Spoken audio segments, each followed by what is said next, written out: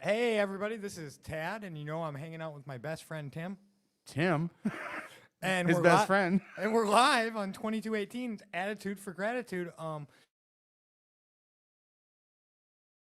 Tim and I just want to personally apologize. We were trying to get Scott and Cheryl on, and they're not going to be on because we had technical difficulties. They're in Florida. And, Tim, you want to cut the promo real quick? 2218, they've been putting us up every week to have this awesome show. This podcast has touched many, as you guys all know, who are listening. Basically, if you'd like to donate, there are links on here throughout the show. Just feel free to hop on those links and give to 2218. It's greatly appreciated. Thank you. Yes, and so tonight, even though Scott and Cheryl, unfortunately, we couldn't figure out the tech issue, we do have a surprise guest. His name is Matt. Hello and welcome. Matt K comes all the way from the Fargo-Moorhead area. Yes. Somewhat. Yes. But so we had asked him just to be in studio just in case, and here we are, living in the moment. That's all we can do. You got Singing lullabies. You got anything else going? And we've also got the one and only, the producer, the man of the hour, the one who put this together, the powerhouse, Eric. Howdy, y'all. And thank you for being with us tonight, Eric. So, thank you for having me. Thank you. So without further ado, we're gonna get into some topics. If you guys have questions, let's chop it up, guys. I have a question. Oh, whoa. Chop. We got to first chop it up and say. What topics are we starting with here? What? Well, your topics. Yeah, your topics. Wait, my topics. Yeah, you were supposed to bring topics.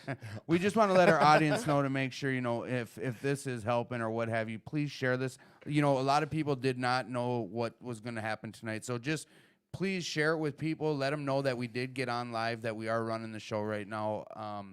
The technical difficulties, it's growing pains. They're going to happen. We just appreciate everyone and everyone's patience. Just share it with everyone. Let them know we're live and hit those smash them like buttons. Yep, and we have moved up to our brand new studio thanks to the help of Eric. Well, and there's, some of the issues that you're going to get as you move to a new studio and you try things, and now we're on a different computer, and it's just, there's a reason we haven't put this out onto the podcast streams yet. We want to make sure when we do that it's an instant, we just get it done.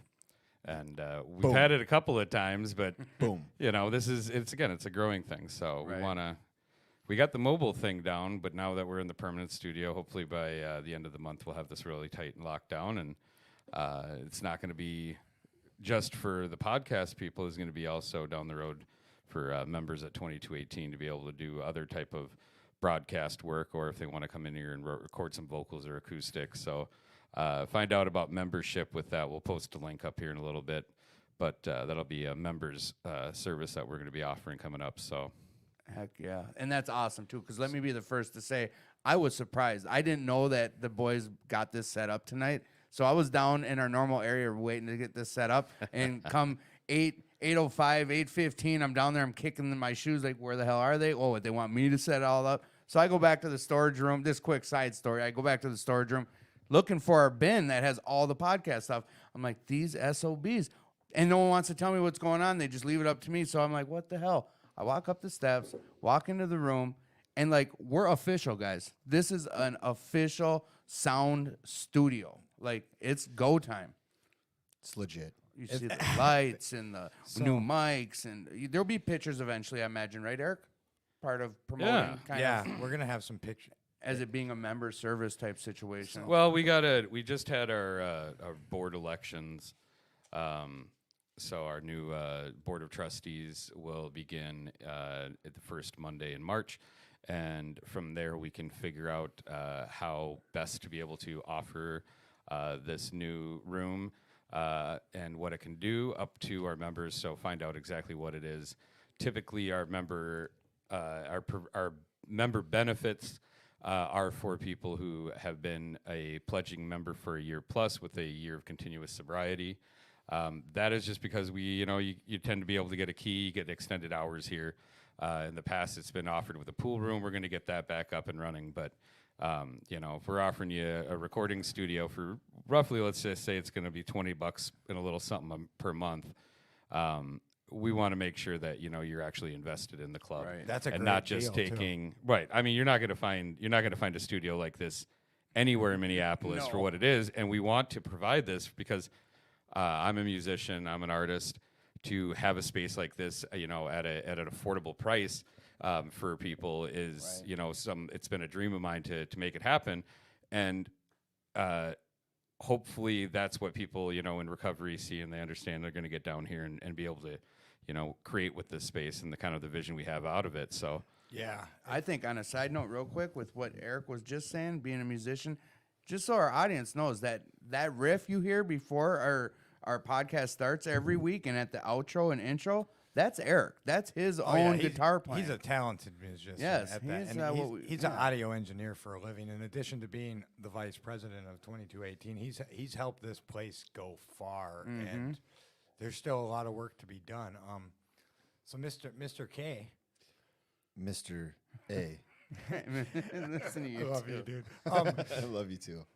So you want to talk about a little bit? I know it wasn't called what it was called now, but how you got involved with the club recently. Like how I'm going to record my second rap album here. yeah. And my first book on tape. Is that what you're talking about? No, I was talking about Oh. bringing Those a are meeting here good. during pandemic. 'Cause Okay. those are very reachable now that we have this studio. Well, me Damn and Matt right, are going to damn form right. a Those hip-hop aren't goals. supergroup. Those are plans. Yeah. For the record here. Did you already decide the name of our hip hop supergroup? I did not realize that this was a group. We're gonna do a collabo album and our own solos. Sure, absolutely. Hi, Melinda. Happy birthday again. So the question was how I got involved with 2218. Ye- Is that what you- is yeah, that what we're talking recently about? when the pandemic started. So when the pandemic started, as some of the listeners know, I think these three gentlemen know, I had never been to 2218 before. I've been in recovery for almost 4 years now, and about 3 years at that time. And the 12-step program that I work, the fellowship that I had mostly exclusively attended for most of the last 2 years, all but shut down 95+% of the 170 or so meetings in the Twin City area. And I came to 2218 hoping to go to a meeting here, and the meetings that I had found online that I thought were still going on were shut down, but the club was still open. And I called ahead, found out it was open, came down here, went to some AA meetings here, and that actually got me going to another fellowship, which was excellent. But yeah, that's how I got involved in the club. Got tied in with you, Tad, and some other service members here, Scott, Cheryl. Yeah, we're just, I guess we were welcomed in here and allowed to start doing some meetings here. Because I don't know if our listeners or a lot of people know, you put in a lot of hard work with a lot of other people. It wasn't just you, but you put in some hours and time, and you did get some backlash from certain people, and we don't need to talk Quite a about few that. people, though. I yeah. recall. That's actually how I met you. I got calls from a bunch of our mutual friends and said, "Look, there's this Matt guy in here. We're coming up to tell him we love him. Just help him out." And you've been nothing but helpful, and you're one of my best friends. Like it's been cool. Well, our sponsor shared that story of the position he was put in when someone invited him to come up here. Hey, come check out a meeting. He told that story on our show, didn't he? Yeah, And then all of a sudden it was, hey, I'm leaving town. Here's a meeting. Run it. Well, If you Matt wanna grouped a enlighten bunch us. of us together, and I helped him. I helped Matt rope some of these people in because he had asked for my help. You want to just share about that? So to further elaborate on this story, One side is all we heard, so let's hear your side. Right. And in fairness, I didn't hear the part. I actually heard a little bit of a share tonight about how it helped this person's program, getting him involved in these meetings up here. But yeah, I guess it was the meetings that we started up here were started out of necessity, and 2218 Absolutely. was awesome in facilitating them. Working with us as far as meeting spaces and schedule and whatnot. And there was a need for a meeting every day of the week. And then it came, I don't know how long this was into it, 4 or 5 months into it. There was a consensus among a lot of the regular attendees that we needed to formalize this because it was kind of an impromptu, hey, we need a meeting. We don't have a format. We don't have We don't have really much of a structure. We just need a meeting where people can come and share and participate in recovery. And we were allowed to do that. We were able to do that. But at some point, we realized we needed to formalize, get recognized by, by the different service bodies and be published on the meeting list. And that was something, we discussed at a business meeting. And as a group conscience decided that, yeah, we wanted to continue this on. That it was necessary, I think, was my Yeah. It was necessary here in this building, in this neighborhood, in this community. It was needed. Right, and it started off as a necessity because of the pandemic, but I think like you're saying, it was like the group conscience, like regardless of how long this pandemic goes, I think it's needed here all the time. Would be great. Yes, to have above it. and beyond. Period. Right. We need those type of meetings here. And it wasn't like I had ever planned on just help get a meeting started every day and then up and move. Life happens. though. My personal life and work and living situation changed at the time, and I had some work, 3 hours away from here, and honestly, I thought it was going to be a month. That turned into 4 months of work now, and I'm really grateful that everybody that has stepped up, and I am. There's a part of me that wants to apologize and say, I'm sorry that I left you guys in this position, but I'm not. Like, you guys It did a stepped lot up of when good. somebody needed to step up, and Don't apologize. I have to Well, believe everything yeah. happens for a reason, and that Absolutely. was perfect. And God showed the way on that. right. one. Yes. amen. Yeah, I absolutely agree with that, and I just say personally, for me, like we're just saying that because we miss you. Yeah, you owe no apologies at all. You you saved helped- a lot of our lives with what you put your Stop. foot in. Stop. Don't you, be- you yeah. helped us. You helped us get into the room and at Yes. least talk about it. Hold that, my hand, That Timmy. meeting after you had that meeting with Scott and Cheryl, where the impromptu where we were eating our delicious juicy Lucy's at that wonderful Which are better restaurant. than the 5-8. Yeah, that was huge, and for me, it was at a point where I didn't know what was going on with me personally, and I had just been drained from doing one thing. So you pulled me in a different direction, and it got me in touch. Like I met my sponsor there. My life's a little different, and it had to do with that, and it also opened the door. Reconciled with your sister. Yep. Oh, so much came out Yeah. of these meetings. And I that's finally just got one involved story. in a new fellow in the original fellowship I started in. Like I got back in it because of this, which was needed. I didn't mean to cut you off like And, that. and but- there's hundreds of stories like that have come from this, and it's all thanks to that and to 2218, and it's been a really cool experience. And in fairness, yeah, I appreciate you saying like the amount of time and effort and work that I put into just trying to get meetings back up and running and keep meetings going. But in all honesty, it was out of selfishness. It was out of my own personal fear and necessity. And it took me some time and some soul searching to realize that it was my own personal fear. Like going to meetings was and still is the biggest part of my program. And let's not get it twisted. This is a 12-step program. At the end of the day, whatever fellowship you're in, if it's a 12-step program, the steps should be the biggest part of your program. And that's where my priorities were kind of mixed up in my program and still are a little bit. Don't get me wrong. I do some step work, but at the end of the day, I go to more meetings and keep connected with more people in the fellowship. So in hindsight, it was like my own fear of there's no meetings available. Meetings are what's kept me clean for the last 3+ years. I need meetings. Let's make sure meetings keep going. So then once I made sure that, there are still some meetings going on around various areas of the Twin Cities, and we got the meetings going here, then it was more, I was able to kind of step back and realize like, hey, I needed this. A lot of other people needed this. And, Yeah. and so I appreciate you guys saying that, but it was at the end of the day, like I'm going to help you guys because I need to help myself. Well, and that and that's how this works. That's Yeah. exactly how that's this how works. this works. This is what you guys taught me. I mean, we have to. I have a follow-up question, and I might not word this right, but so you have you grew up where you're living now, Yeah. and then you moved down here for recovery. So you kind of and you've kind of moved around, like you not just one area of fellowship. I'm a nomad, Yep. So a vagabond, if you will. Yep.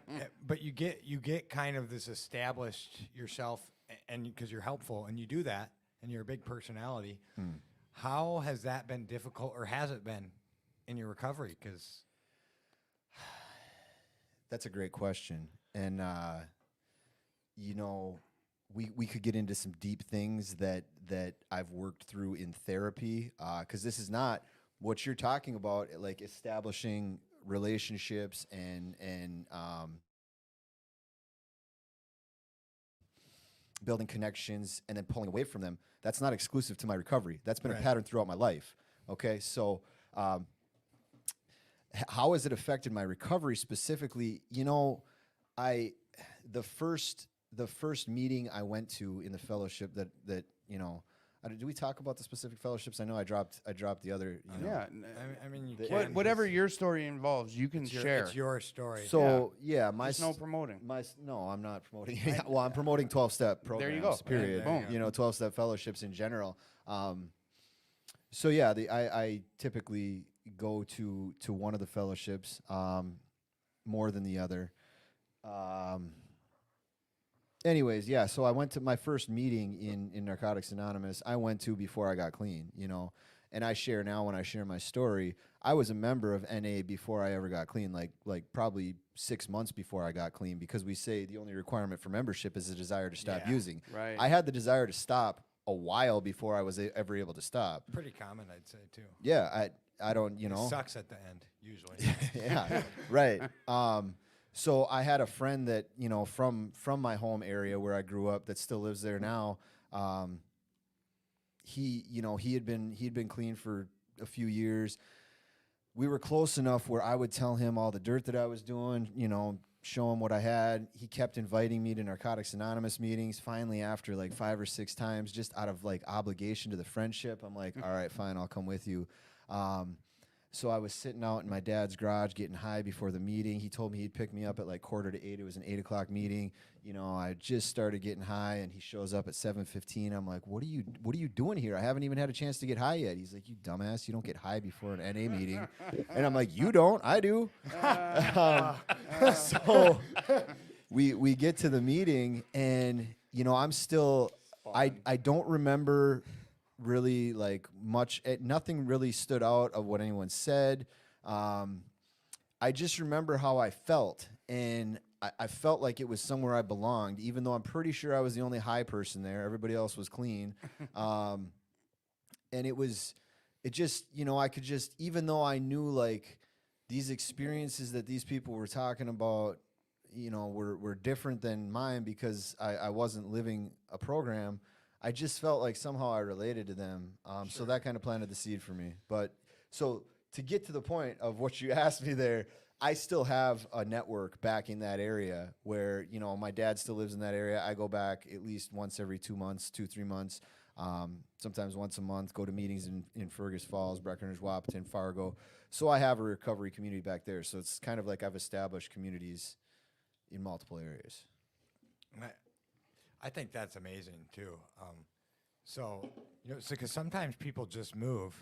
You were lucky in that aspect that you already had a recovery community semi-established and Right. knew what the deal was. Sometimes that's not how it works. Right. Well, matter of fact, was up.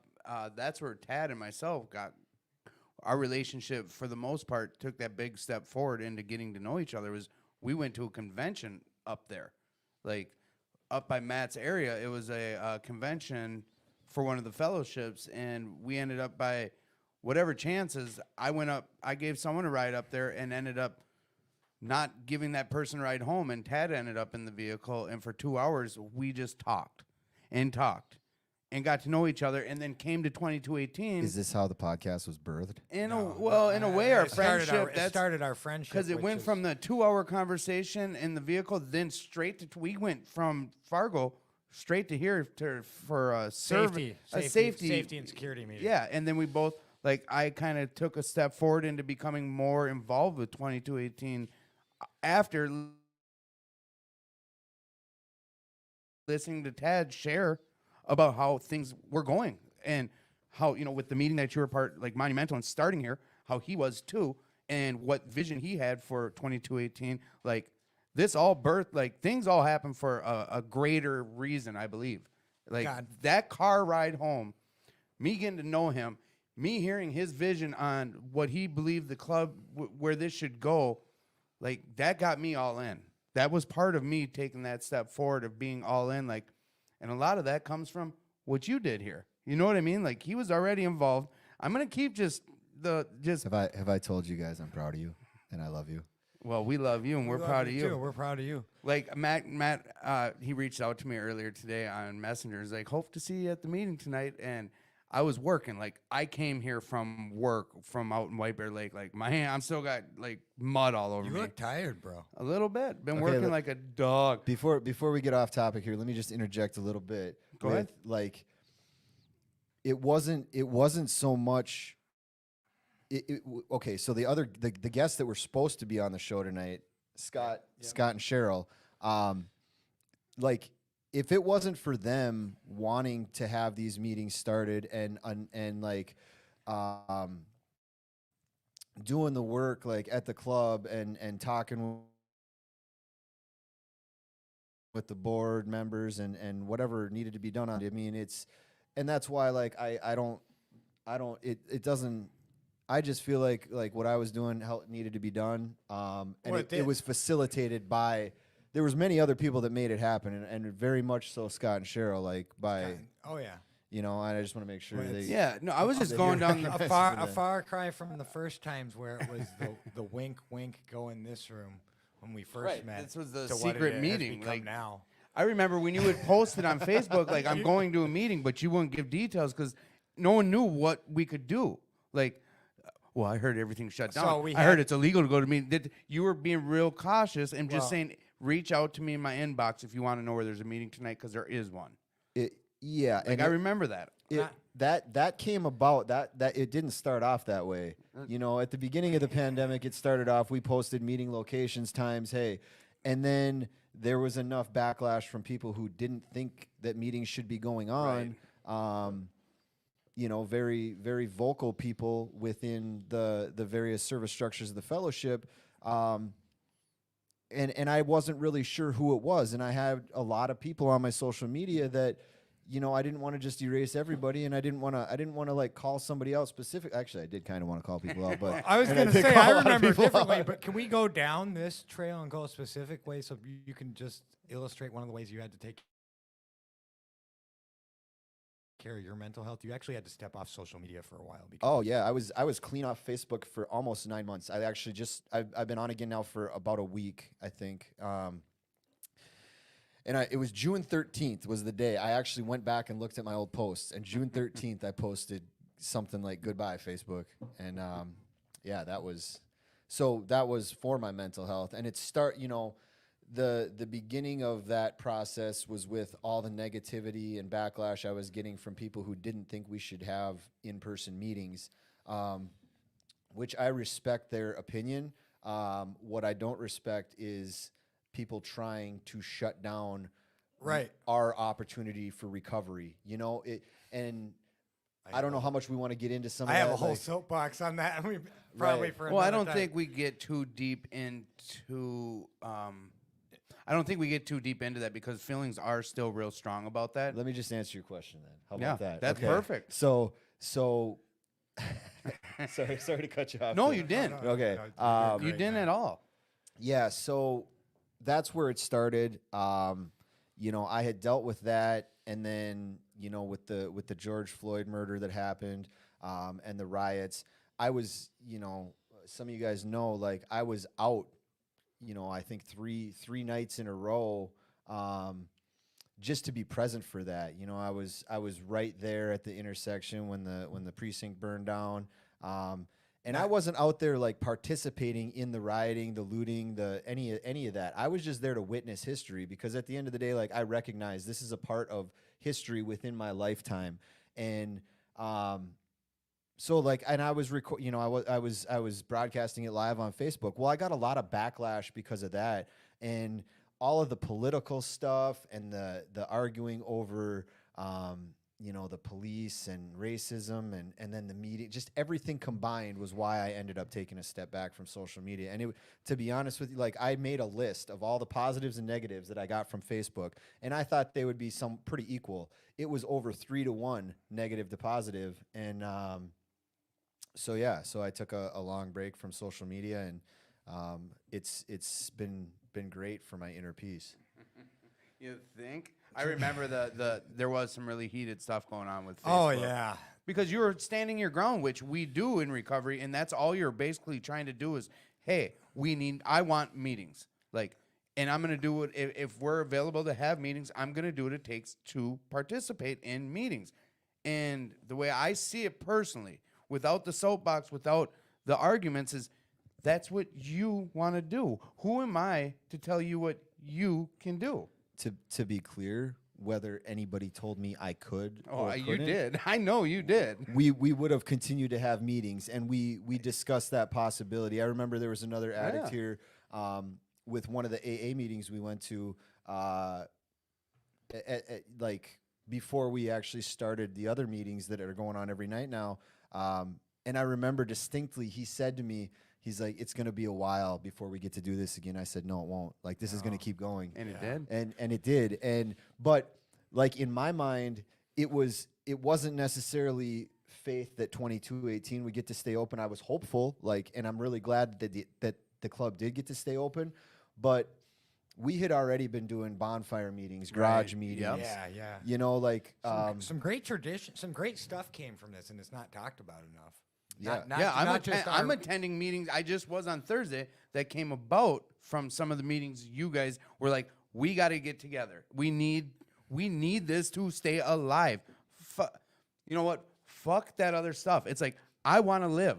Right. So bottom line is, we know what to do to live, and that is one addict helping another addict is what? Without what? without parallel. Exactly. And you nailed it. It came down to life or death for me. Like me too. It was this program and these meetings and this fellowship saved my life and has kept me alive and kept me from going back to a lifestyle that was killing me. And I recognize there's thousands of people in the Twin Cities area that it's done that for. And to shut everything down and say, okay, we're going to go online and do these online Zoom meetings. Don't get me wrong. I'm not knocking If them. that's your deal, that's your deal. And I if it still, works for to you. be honest with you, I still do, on average, like at least one Zoom meeting a week. Yeah. I still You- do. You know what's funny? What's I that? remember going from meeting to me and you were going live meetings. We'd go from one meeting and we'd watch a Zoom meeting on the way to the next one in your car. We went from Yeah. a meeting here to a meeting down in Blaine. Right. Watching a Zoom meeting Right. because I think we knew. I don't remember why, but then we were. Going I think it to was do- my home group, actually. Yeah, and then we were going to play volleyball, and we watched meetings in between. Like Well, we hit like 2 or 3 It's meetings, like and this. then we I watched want meetings. to Right. live. I Right. mean, it comes like you're saying. It comes down to I just want to stay alive, because the alternative is what? Jail, institutions, or death. And here's what I've been taught to do to stay alive. Right. Absolutely. And if you don't want to, I respect you. Right. Like, then don't. Right. Exactly. I'm not going to come over and cough on you because I was at a meeting. I mean, what's the big fear? I want to stay alive. You've kind of summed up my soapbox in a much nicer way. You know how I know. So I'm just gonna say it like so. Whatever I had to do to keep this place open and other meetings open, I was willing to do. And Matt's like-minded, Right. and that's actually how we became friends because Right. of this common bond. And we each, I will say this, through those stressful times while getting bombarded by people, we each had to calm each other down and remind each other that we were doing the right thing and why we were doing it. And my whole deal is if you have to go on Zoom meetings, you have to wear masks because of health reasons. Cool, that's you. I have to go to live meetings, and I have to make sure that the addict walking in the door who doesn't have a phone or isn't going to get a meeting doesn't die because we're not open. And that's my deal. And, just like other things, my issue is when we have problems, it's something that we don't agree with, we don't need to tear each other down. Right.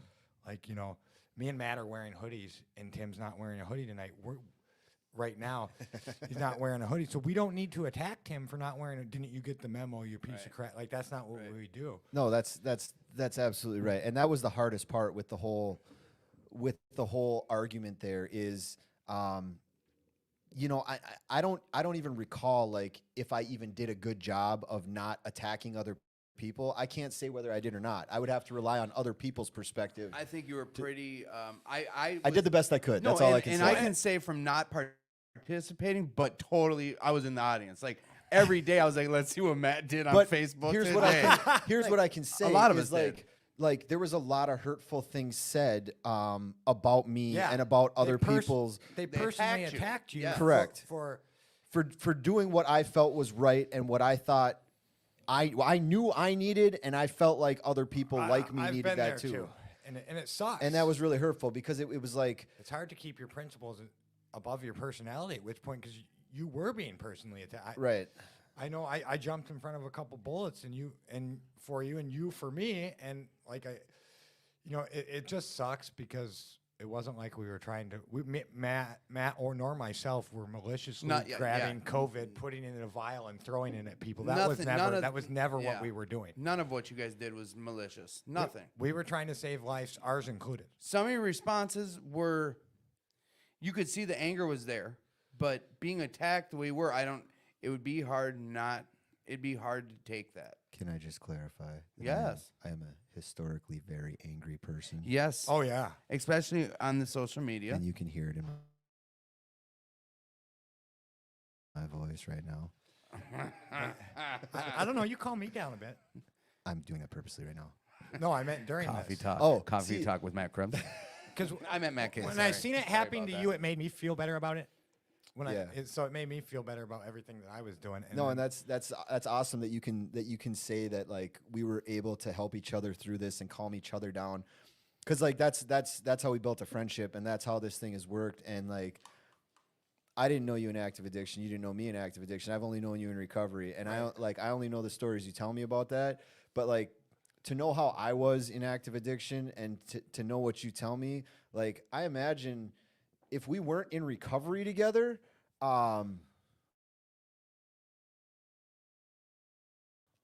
like we probably would have like died in doing something stupid together, or like you know what I'm saying, or like A lot of felonies. you're right, or ended up in like prison forever, Oh.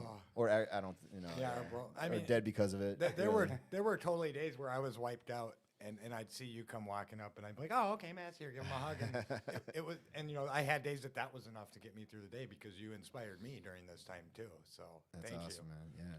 Well, and you know what? From the get-go, when this podcast started, like, Matt was to be one of our, because he's where he's at out Fargo area, it's just not that easy where, He means bumfuck nowhere. yeah, I was asking him where I can put he's from. He said, put bumfuck nowhere. I was like, nah, I can't do that. But, like, you were supposed to be one of our first guests, but because of just location and what have you. So tonight, as I was starting to say earlier, it's like he reached out, and I was like, well, wait a second.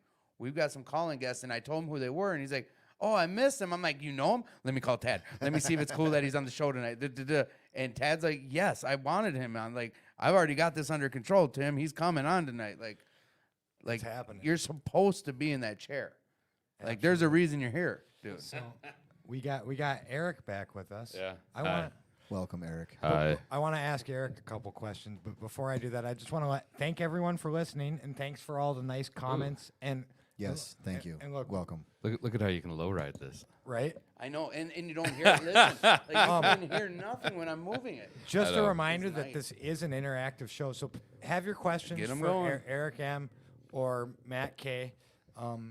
If you want them, if you want to have them ask questions. I'm doing a terrible job of reading the screen, so if It- you guys usually I read the screen and then Okay. I do it, but it's love you too, JP. Yeah, I was just gonna say a couple quick Jeff- shout outs. You know, Jeff, Hope if I Dealers, may. JP, John A, Pocahontas. Pocahontas. We got tons of people. Elena, Dylan, Jerome, Tom Z, Travis. You know what, Sydney? Thank you for checking in. All of you. Yes, this Sid. Matt H. You know what? Your roommate Matt. Everyone's checking in. so many Matts. We love you guys. This show It's a great doesn't work name. without you. Send some questions in. If I missed you, I apologize. Mom, Absolutely. thank you for listening tonight, Mom. Hi, Mom. So, Eric, you Tad, Melinda. you're the vice president of 2218. it Correct? happened. It happened. I just, that, and I know what I know. It kind of unexpectedly happened. I mean, there was no planning to it. It was placed on the board last March. due to through what we have, which is called executive order. That is where you have positions on the board available, and you need certain skill sets to be able to fill in those positions. Out of need. Out of need. There's a history to that too. I mean, when you dig back, there hasn't always been necessarily the need for the board members to be as heavily involved as we currently are. That comes down to money. Money. I mean, there's when you don't have the resources to be able to pay people for the positions to like actually do the basic functions of the club, it falls on somebody's shoulders, and that's where the club currently is. And I got on board because between being an audio engineer and bringing back some activities and getting an activities committee started and getting our karaoke night launched last year, and then we had an open mic as well, and helping out with our Ride for Recovery coming up last weekend of June. Keep posted for that. I was already popping into the board meetings, kind of giving them updates as to what was going on with the activities, getting a feel for it, and they asked me to join. Board voted, and that was last March, so it's been about a year. And then this past summer, the current VP stepped down, and I was asked to fill the VP shoes. So the current You've done board. a great job. Oh, Thank yes. you. You've brought a lot of things to this club, including this podcast. Yes. Well, His vision's part of the main reason and I'm so involved. The two of you. no, that's you guys brought the podcast. Well, you helped. All I did was, did my best job and to find the resources and get this put together. That's, I try to take the role of being a facilitator. I would like to take full credit for this podcast. There we go. It's Matt. Thank you. We know you would, but I already had my thing. And we probably would have given you partial credit, but you were up in Fargo, so sorry, bud. I believe this will be one of our only times I get to do this, because I don't know how many times we'll get Eric on here, but Not very often. I know this. And this is what I'm going to talk about is he wants to stay in the shadows. He's made it clear to me. He's like, no, I'll be in the cut. I'll make sure things are going. I'm the oil that greases the wheels. Like, thank you, Eric. Well, Yeah, thank Like, you, dude, Eric. you've done so much, like, and you take no credit for it. You don't want credit for it. Like, he just keeps it pushing. Make sure we've had 4 new mics. Like, we got booms. Like, every week, something new. Like, I walk into this room, like, dude, thank you. Like, this helps for my recovery, bro. Like, you don't know what you're doing for, well, and I hope like, it's a gonna- lot. Like, it means a lot to me what you do. I hope that it's gonna make a difference for a lot of people out there. It does. And not just the podcast. What I mean is, like, what you're The doing at club. 2218, like Tad, like The things- innovations that you're yes, bringing. the thing you're doing, and when you shared with me about like the old boys club and like your vision, what you want to see 2218 become, like I'm all in. Just hearing you share about it, like it gets me emotional, it gets me pumped up. Like, thank you, Eric, and I want thank people you. to know what you're doing. Like, he stays in the shadow, but he's the vice president of 2218. Like, I'm talking to both you and the audience. Like, hey, you guys and Eric and you guys, like, thank you, bro. Just thank you so much for what you're doing. You're helping keep people alive and not entertain. That sounds bad. You're keeping us wanting to come back. Well, I mean, I'll just start it with all glory to God for this, because God gives me, the strength to be able to do this. And, Matt had mentioned earlier that, bringing a meeting to the club has this, selfish connotation. And I feel very similar with what I do here, because this keeps me sober. The service work is such a strong foundation to my program. I firmly believe that there's just a lot you can do in your program, but service work is just such a strong anchor to keep yourself out of your head. If I take too much time sitting around and I get in my head, that guy in there, he doesn't like me too much. He likes me to get fucked up, and he likes me to go do some really dumb shit, and he He likes to help me ruin my life and put Right. myself in bad places. And I can very easily fall back and hanging out with that guy. And in order to, keep that path from becoming the one that I'm walking, I find it's easier to try to focus on what can I do for, my fellow addict, what can I do for my neighbor, what can I do for my community, because I don't have time to think about all of this bullshit if I'm focusing on the things that can actually bring, benefit to others. And, in doing so, it's that duality of where it is selfish, and recovery starts off with the selfishness because you got to put your recovery first, Right. but then, you got to give it away to keep it. Right. So that's where I try to take the approach from this, and being able to, find the ways just to be able to stay active and try to create some new ideas. And the role I currently play is the first time in my life that I felt like I had a calling to something, and it's been an odd.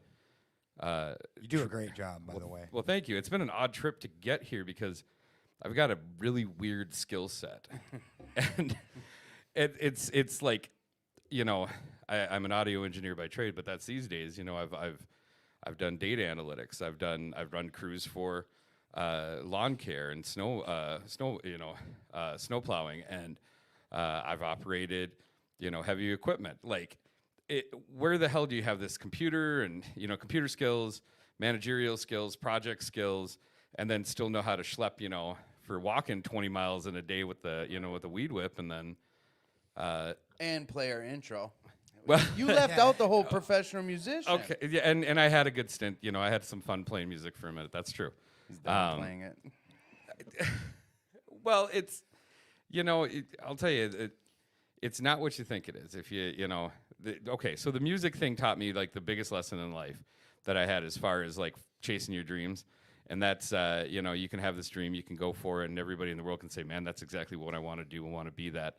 And you can get to that point and hate everything about it. You can get to that point and hate everything in your life. Yeah. So when I was at the top of what I would consider the music game, I mean, we were getting played locally on the radio. We were touring. We were living off of purely what the music was bringing in, whether it was merchandise or playing shows. And I was drunk every day. Right. I hated my life. I hated my instrument. I'm playing my guitar 50, 60 hours, a week, and people are like, oh, that's got to be great. No, it's not great, because then you're spending 20, 30 hours a week going to the bars because you're networking. You got to press palms. Then you spend another 20, 30 hours a week on social media, and you start to add up that time. There's your week. Right. You don't have a social life. It's all business. It's constant. The and so fun you stay went fucked bye-bye. up the whole time. Right. Do you know what it's like? I mean, like any labor understands this. You use your hands 60 hours, 70 hours a week. How do they feel? Awful. Terrible. Okay. Your arms go numb. You can't sleep at Shoulders, night. You wake up 3-4 neck. times in the middle of the night. My 'Cause my everything fingers, hurts. and to this day, I have to sleep forcing myself to keep my fingers flat, because otherwise they'll curl up and I'll be all cramped up by the morning time. Okay, so it's not what you think it is when you get there, and to be at that point, like no matter what you do, you can be the greatest at your art, music, whatever it is, and to get to that very top celebrity status, there's still chance, there's still luck. There's this one little thing. I've had $1 million contract put in front of me. Okay, we didn't end up signing it. That's not the here or there. But the thing about when that is like, oh man, that sounds so great. Is it? Is it really? I'd probably be dead You're had we killing signed that. yourself, yeah. You know what those contracts really look like? Right.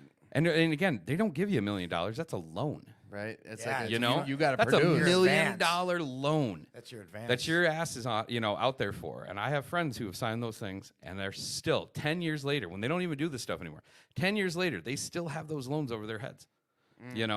Like we're in a weird place with it. So, Could have been a death sentence. and it taught me that you can take anything and learn to hate it. Oh, yeah. So. I've stepped back from like trying to pursue like, hey, I want the limelight and everything, and I like working in the shadows. I like doing things where I bring happiness to other people, and I love being an audio engineer because I get to sit back and watch people have fun. It's not about me; it's about them.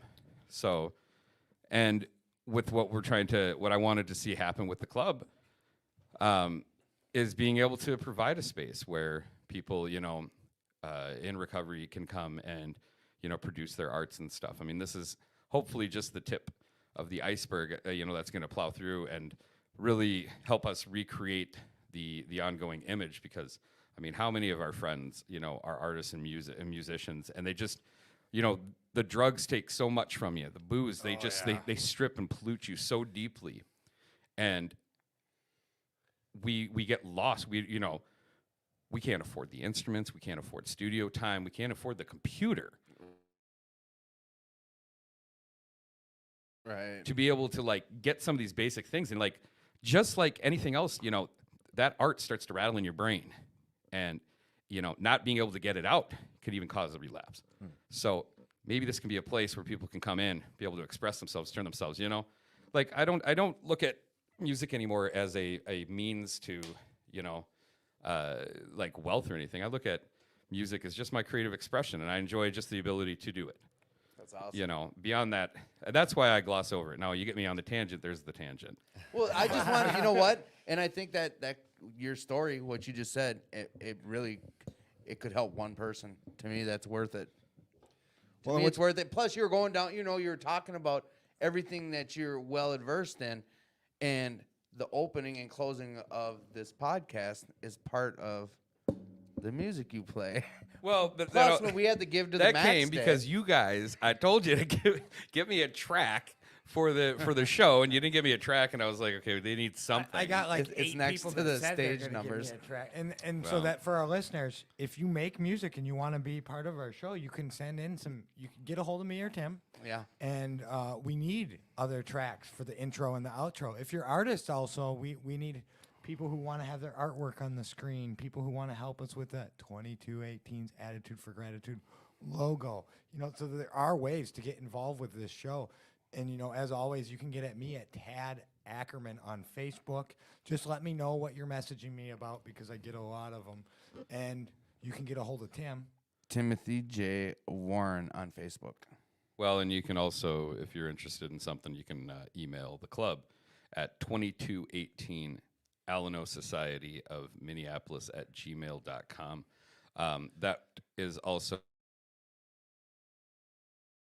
on our website. That's 2218alano.org. I've dropped the web address in the comment section. And if you're interested in getting involved, whether it's making some beats for the podcast, or you have a vision of what you'd like to see people doing in recovery, if you want to come down and maybe just help us shovel some sidewalk. I mean, we've got a lot of different service opportunities. And what did you It's the just one say? thing I wrote down was about this club. When you're going down that path, like this club, the money aspect you're talking about, Tad's one of them. Like, this club runs so the well volunteers. because of the Volunteers, volunteers and the service work. Yeah. Bobby, and we have so many people. Like, we should put a list together and set shout outs at least 1 or 2 of these times a Well, month. it's going to get more and more too. With the new board, there's some new things that we're trying to implement and get back into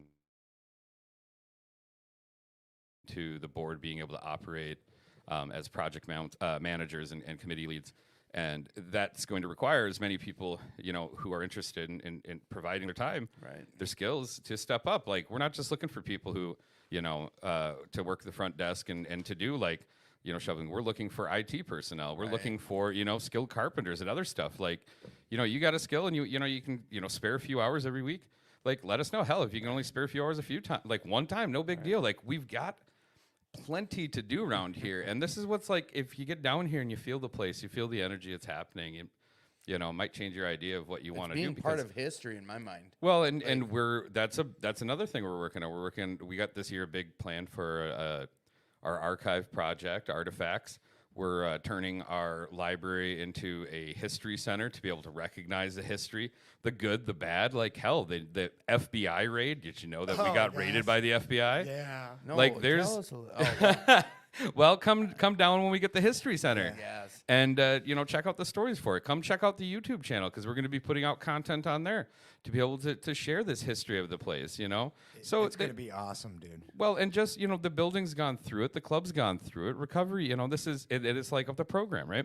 It's progress, not perfection. I mean, we make errors. We got to step back to sometimes step up, and this is what it takes. And right now we have this wonderful thing where there's so many people in the under 40 crowd who are really showing up, and our 6:30 every day NA has been like a big part of that. Right. We're seeing a lot of people who are becoming more comfortable coming here, and I know that we've turned a point where we changed the perception of the club.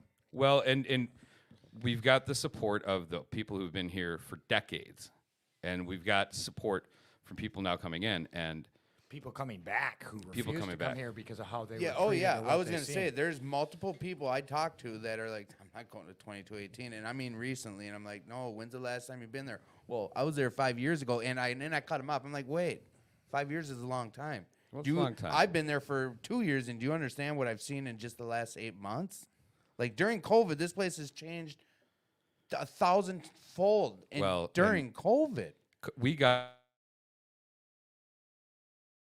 through COVID because of the volunteers. Yeah, like it was those people showing up every day. You know, we had to come up with new guidelines between working with the governor's office, CDC, mayor's office to be able to stay open, right? Like you guys were up here every day figuring that stuff out in there, and and so squad council, I was just like, I'll be downstairs, I'll find the volunteers, we'll be here.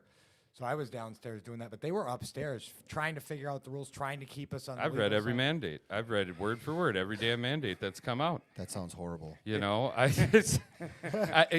have to be versed in it because you know what? There's going to be somebody who pops in the door who doesn't, who thinks that maybe we haven't done things the way they want to. I mean, it's been a very trying time for all people trying to and that trying goes to hand navigate in this. hand. I think with what you're dealing with on Facebook, with you wanting to just have a meeting. Imagine that on a scale of an entire this place. Like he was dealing with that, but people probably I don't know, but like you're talking people. Oh, I'm gonna call so and so on you guys, or I'm gonna press these things against you, or I'm like they're real threats and like scary threats. I can only imagine that we're coming at you guys being a public place. And you're just on social media. Let me clarify something with that. Okay, we're technically not a public place. I mean, we're a private club. It's a nonprofit. It's considered a private club, and that's an important distinction because people, come here and they say, well, it's you're a public place, therefore yada yada. You have to follow these rules. You have to listen to me. And it's like, well, no, we host we host 12-step programs. And we tried our best to follow the traditions, but there's definitely certain things that like we have to be able to function as a business that you can't follow necessarily directly. Right. A 12-step. I guess I was trying to just show the scale of like Matt shared a lot about what he was dealing with just on a personal level on Facebook. Now imagine what Eric and the society was dealing. 2218 had to they're facing probably still today. I can only imagine the roadblocks others are trying to put up in front of the club. Yeah. Trying to just have meetings. Well, and it's always been that way though, as I've even before. Yeah, I mean, addicts are gonna have always gonna find a way to make an excuse to try to shut you down. They're shutting themselves down, right? Yeah. We've all done it. I mean, and I don't blame them. Like, if you want to talk about the crazy shit that's gone on, I mean, there's a handful of us on the board who literally received death threats over this last year. That's what for the choices that we've made for our members, for the community, and we've had on one side you get people threatening to shut you down, sue you, and all these things, and on the other side you have the lieutenant deputy of the Minneapolis Police Department thanking you for staying open and the work that you're doing. Right. And you get the people who don't die because of the stuff that you've done. And I had 8 friends die last year from overdose. Okay, 8 people I know, and one particularly close who died from an overdose. During the prime pandemic times, and all I can think about is shit. Like, what happens if places like us hadn't been open? Right. That's when I say people, keep in mind, like, we're in recovery. Our community, our life is recovery. So we know people who are going to be on the fringes much more. But I bet that most people out there know somebody who died from overdose in this past year. 100%. And I chalk it up as a COVID death because there's so many places they're so used to going to find a meeting, they're not there anymore. They're just not. Their meetings aren't there like they were. You really have to seek out places to find a meeting. And that's another reason I share every time that we promote 2218, not just for the podcast, not just because I get to sit up here and make sure people are listening to me. This place is keeping me alive. Like, the bottom line is, I'm sick of letting balloons go. Like, I'm sick of standing in a circle crying over a fallen addict, and it happens in places like this. Help immensely stop that from happening. Right. Well, and let's for all of the all of our friends, family, and the people, the unknown addict who suffered and has lost their battle to this. Like, let's commemorate them by doing our best to carry the message out and help the next person. You know, Right, like even if we only can buy another hour for somebody, we got them another hour. Right, I got right. another hour. You know. Yeah, absolutely. I mean, hot and- cup and- of coffee and some people that'll come love on you. Like, I come to a meeting here and people love on me when I come in here just in my shit. Like, that's what I know I'm gonna get when I come to 2218 and check out one of these meetings. Like, I come in here just bound up in my poor me's and whatever, and they love on me. Like, you can't pay for that. So Well, you can. It's called Southern tradition. You Well, can yeah. throw some bones. Yeah. on that, A whole dollar. A whole dollar. You can if you're able. You can if can't- you're able, but you your can't presence. buy it. Your You can presence. pay Yes, for you it, can but pay you for it. can't buy it. Right, Exactly. right. good job, Matt. Way to connect us all. Thank Your you. presence is much more important. But put $1 in if you can, and if you can't, Aaron, come back Aaron to you. has showed up. I want to say hey to Aaron. And I want to congratulate Aaron on becoming the next president of Squad Hey, Council. congratulations, Aaron. Um, Yes. and Pocahontas said that she lost her little brother due to an overdose at the end of April.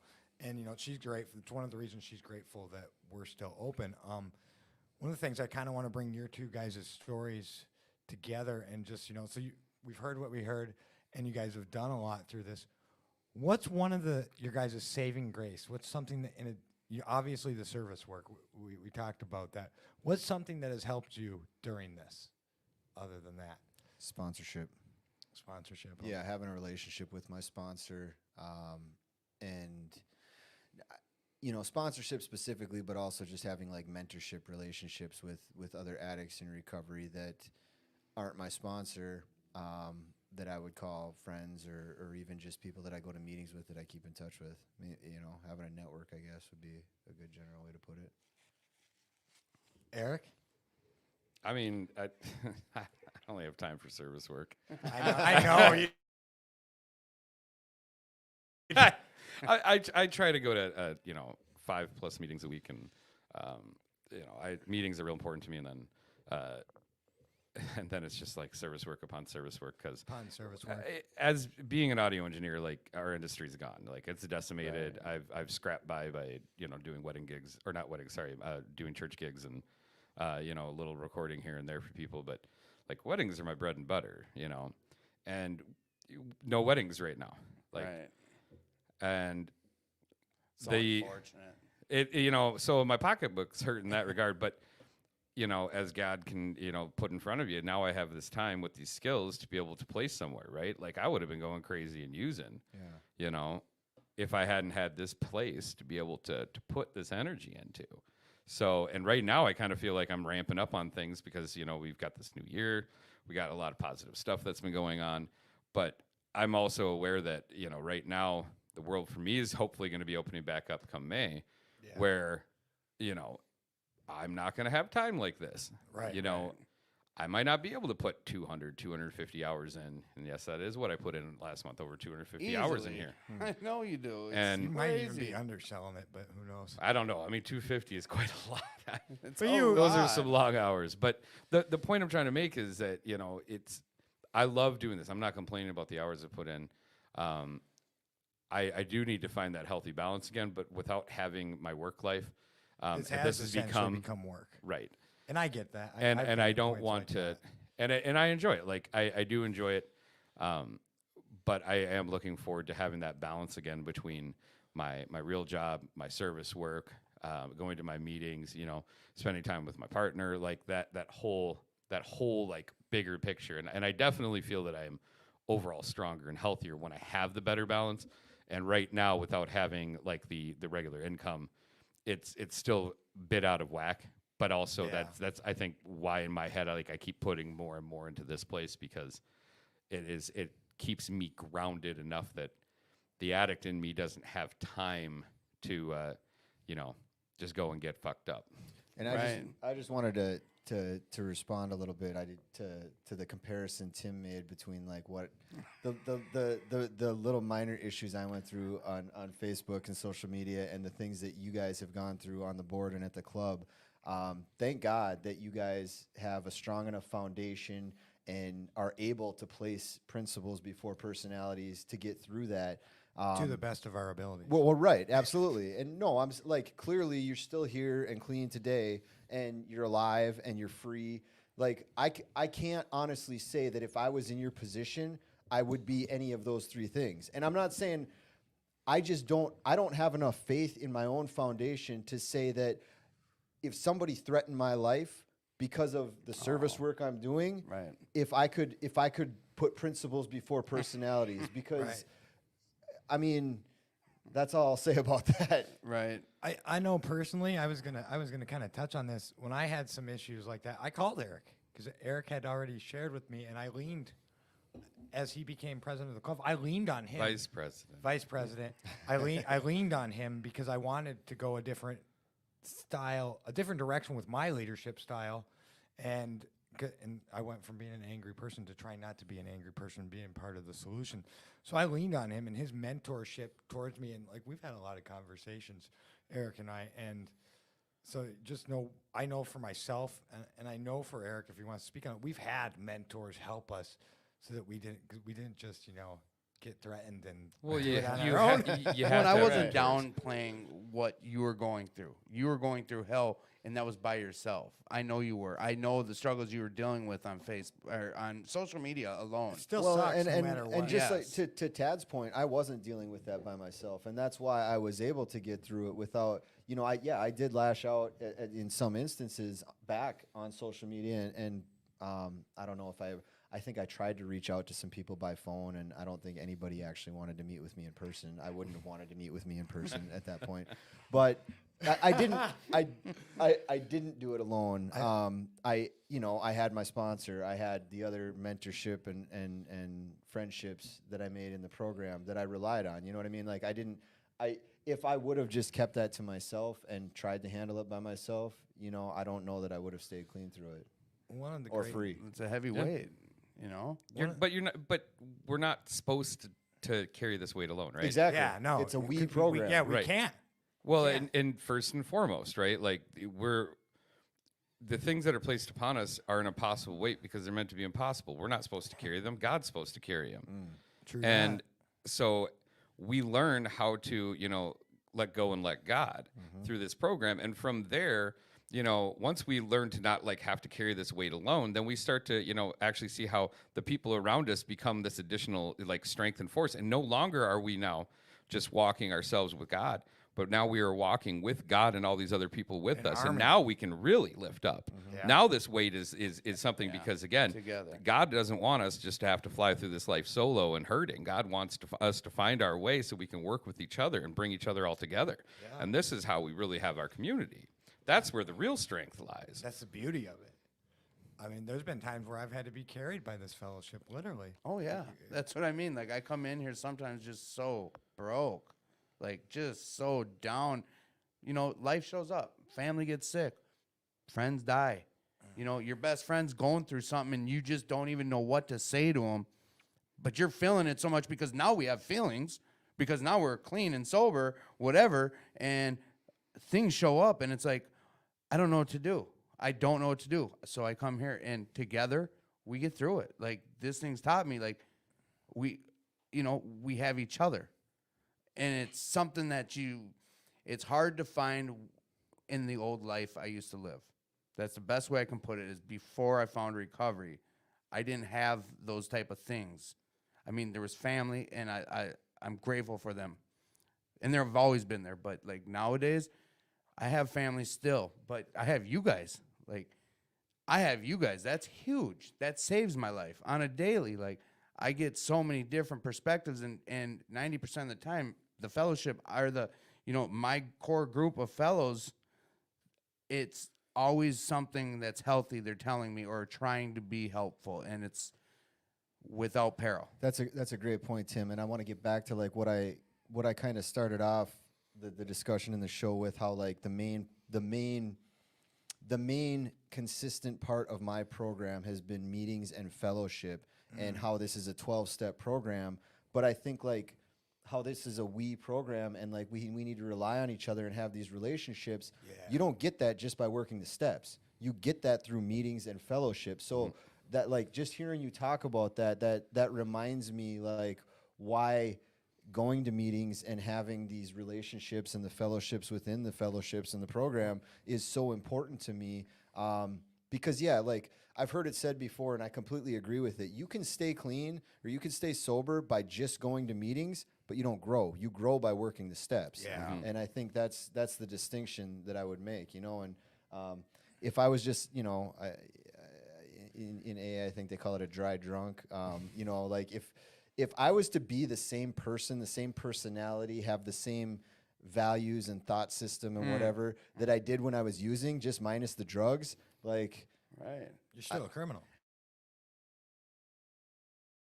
I would have probably killed myself a Well, long it's time the, ago. it's Oh, the me whole too. dr- Me it's the too. drunken horse thief situation. Like you can take away the drink and you're still a horse thief. Oh, okay. You know Okay, what? The drunken horse thief. There's a story about it in one of these A books, and it's basically that's the dry drunk. Is he just got rid of the bottle, but he still has Right. the self to Yeah. deal with. Like the biggest part of my recovery, it's not that I put down the drugs. That's nothing compared to what's ahead of me. It's like I need to grow. I need to learn how to live again. There's so much more than just setting down the drugs. Right. And this is what I've been taught in this fellowship or in these 12 steps or these traditions or these principles. It's like, that's what's saving my life. That's what's giving back a son to a mother and a friend to a friend and like someone that can be counted on. And I'm starting to learn how to love myself. Like, that's crazy. Well, and I think, like we talk about a sponsor's main role is to take us through the steps and help us work our steps. But I heard it said in a meeting a week or two ago, like my sponsor showed me how to live. Like that's Yeah. somebody who taught me how to live like the right way. And I don't know, I can't, I'm not great at quoting the literature, and I don't know that it even says it anywhere in the literature, but when I picked out my sponsor, I looked at somebody that had qualities that I wanted to be like, and that's where not only sponsors but mentors in the program come in. Yeah. They help us be the people that we want to be, help us become the people we want to be. Absolutely. Thank you for everyone checking in. Tad always talks about this as interactive. Like, Katie, thank you. Ron F., thank you. Bob and MJ, Melinda, Aaron again, Jerry. I have on this other page because if there's different, when people start watching it live from different venues, we got people from Iowa checking in. We got a lot of out-of-staters, Montana.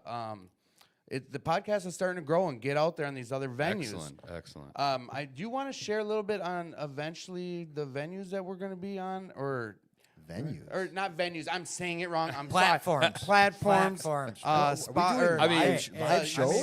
Sound yard or something. I don't know these. Well, we I'm not can- going to give shout outs to Yeah. It's the easiest way to say when it. we get there, Tim. The easiest way to say it is right now. It's on. You got Facebook and YouTube that this gets webcast out on, and we want to keep that the live stream webcast aspect so that way we can do some people who are listening in give us some feedback.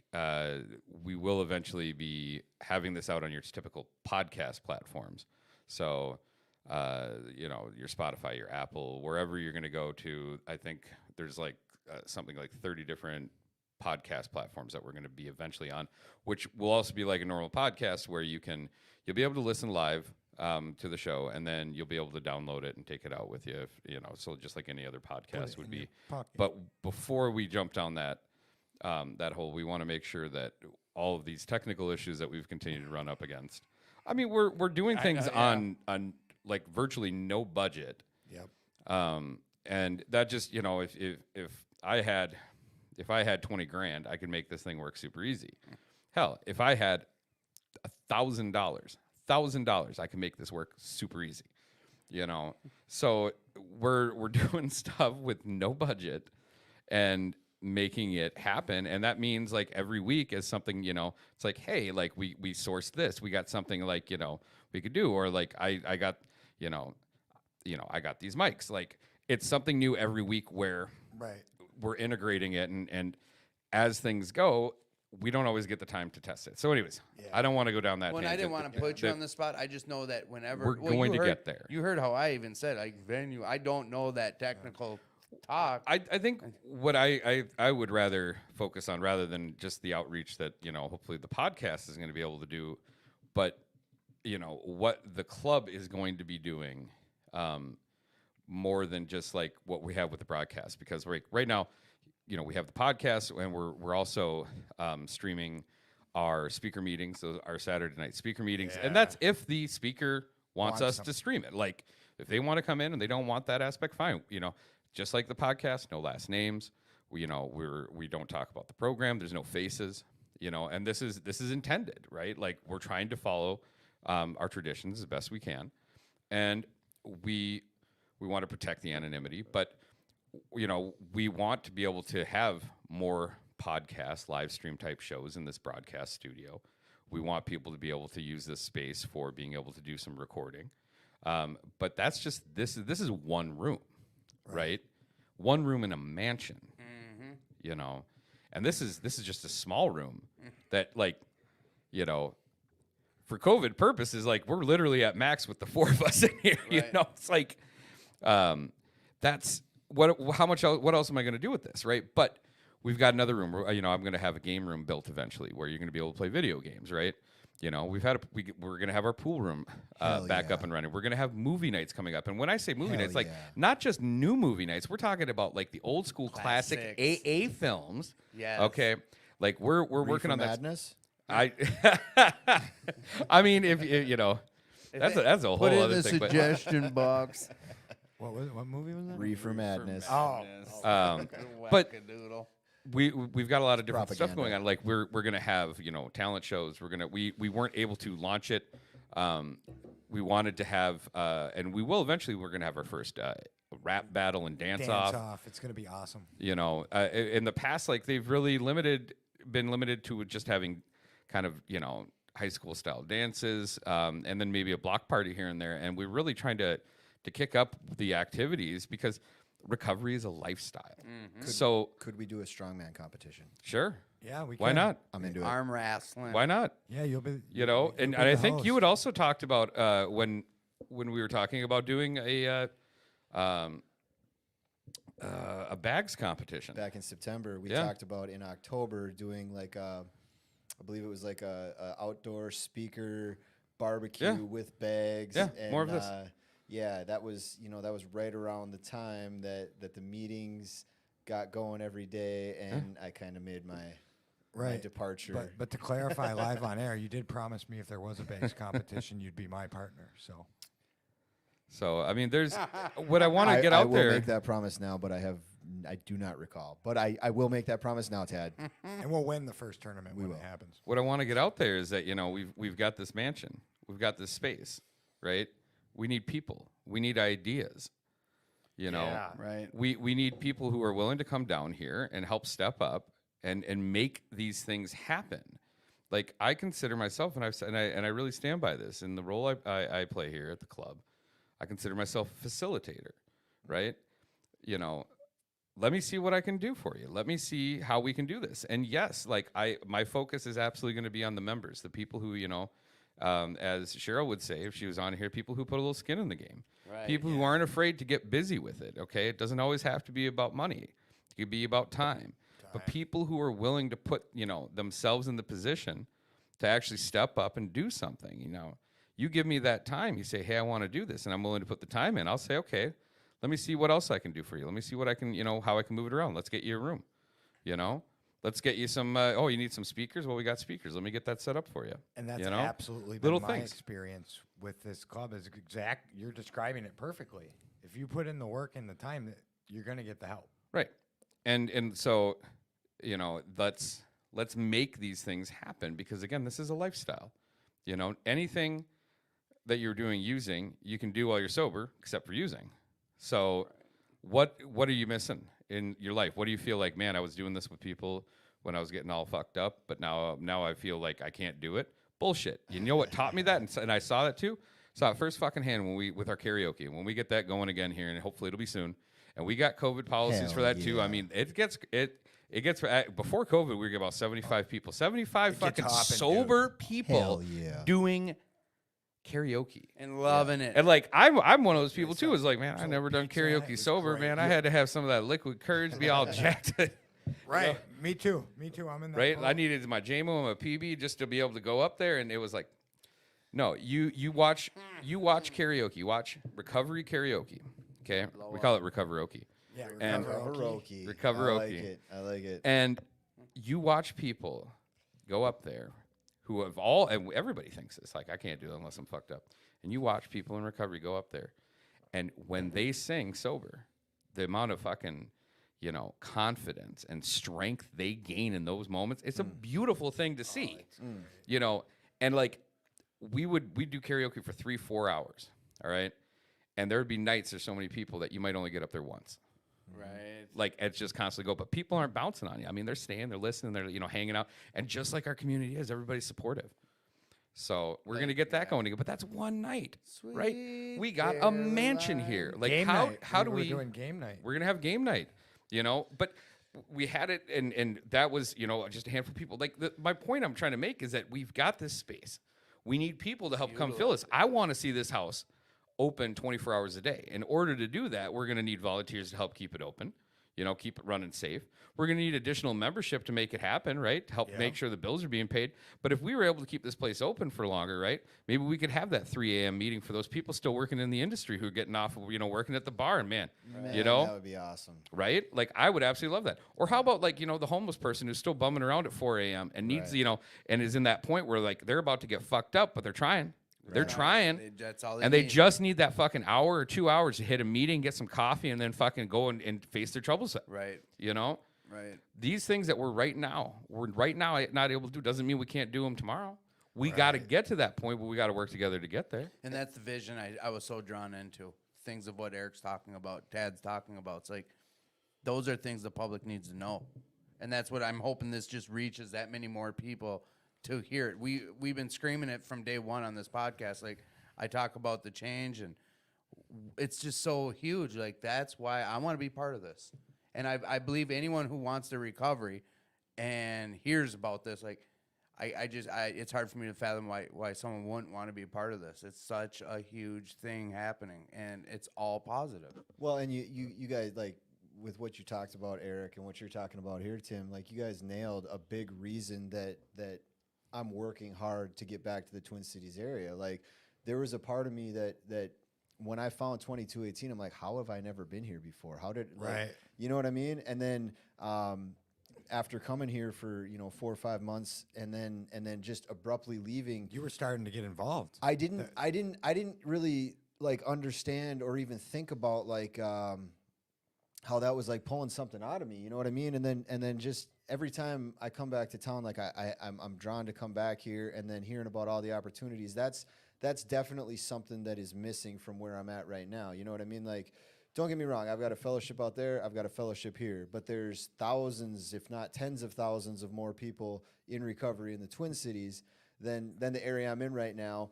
Not to mention just the people and the relationships, but the service opportunities like you're talking about. There's so many more people who, like, just need something to do, need some recovery, need an activity, something. Need to be involved and feel like they're a part of something. Absolutely, yeah. So, aside from what you kind of said, and I was hitting up the audience for a question or two, but I guess this would be to both of you two is what could we do to bring more people into the club to make these things happen? Like, what are your thoughts on just that simply? Like, our ideas are huge. Like, these are great ideas, but what are we thinking to get more? How do we get more people in aside from, like, this podcast? Like, what's your thoughts on how we reach more people? Well, I mean, you got to tell people that things are going on. Yeah. Like, that's a very simple thing. But think about, how did you come to the club? Okay, I came to the club because a singer in one of my bands who was in recovery saw where I was at. And every week we'd have rehearsal, and it's like, you want to hit a meeting? Want to hit a meeting? Want to hit a meeting? Right. And 3 months later, after a failed suicide attempt, I'm like, yeah, I think I'm ready to hit a meeting. And that got me here. I wasn't sober yet. Right. you know. Like you were saying, like I didn't show up right, sober, Right. Right. Right. and it took some time before I was. But that's, I mean, if it's just letting people know it's here, it's open, Yeah. you know. And if somebody is interested, you know, strike while the iron's hot, grab them, bring them down. If you Yeah. got a car, pick them up, you know. If they got a long bus ride and you're in the neighborhood, you know, go join them. Like, do what you can. Let people know what's happening. But I think the things that I wanted to really stress about that is the place, we're doing everything possible to make sure the place is safe, that it is comfortable, and it is, you know, this is that Above and beyond possible. You- We're you- doing the bet. Like we're going above. this that we are a place of inclusivity.